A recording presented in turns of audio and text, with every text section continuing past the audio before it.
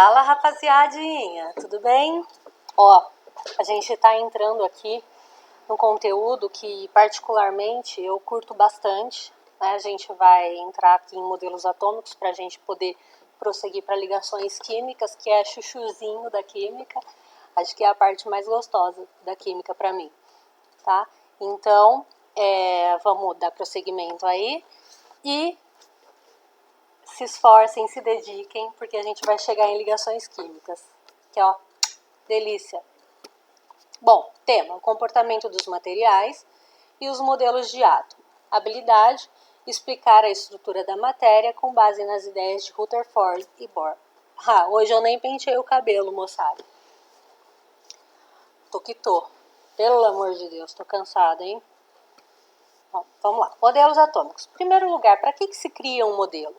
O modelo ele é criado para a gente poder prever algumas informações a respeito das coisas. Não é diferente com os átomos.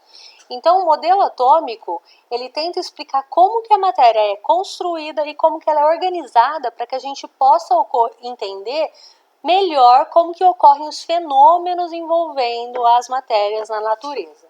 Tudo bem? Aqui a gente tem a evolução dos modelos atômicos, que eu vou falar para vocês.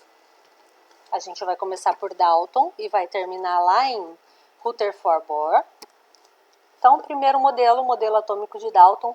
O modelo atômico de Dalton ficou conhecido como modelo bola de bilhar, porque as características da estrutura do átomo para ele eram bastante semelhantes com uma bola de bilhar. E para Dalton, então, a matéria ela era constituída por partículas minúsculas que não conseguiam ser divididas. Essas partículas elas eram esféricas, elas eram maciças e o nome a essa partícula foi dada de átomo. Então, para Dalton, a menor partícula que constituía a matéria era o átomo, e o átomo tinha esse formato, esférico, maciço e indivisível, tá?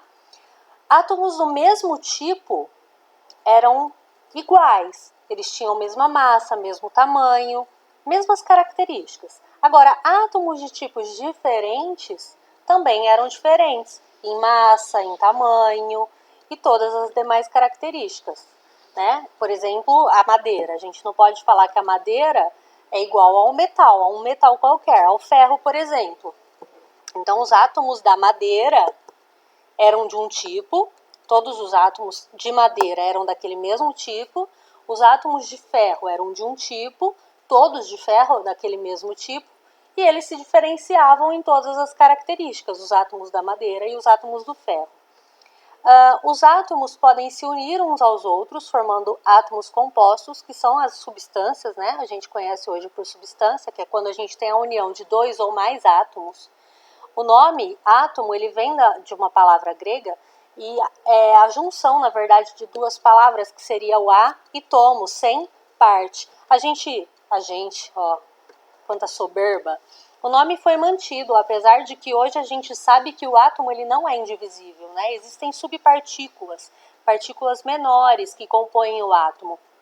Inclusive, no ano passado, a gente fez algumas atividades, né, da distribuição eletrônica, para ver como ficava a distribuição eletrônica lá com base na quantidade de prótons que havia no núcleo.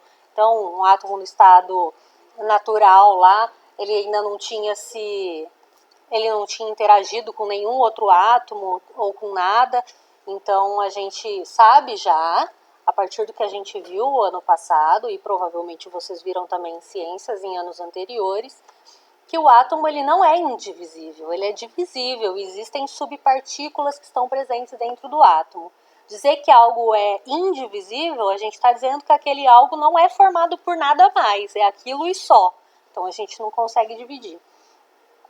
E também, para Dalton, as reações químicas podem ser consideradas processos em que ocorrem união e separação de átomos, porque o átomo nunca vai ser quebrado, o átomo nunca vai ser modificado. Então, o que muda de uma substância para outra é a maneira como os átomos estão organizados, mas o átomo em si permanece sempre sendo aquele mesmo átomo. Acontece que esse modelo de Dalton ele não era suficiente para explicar todos os fenômenos que aconteciam na natureza. Por exemplo, no caso da eletrólise, a eletrólise da água.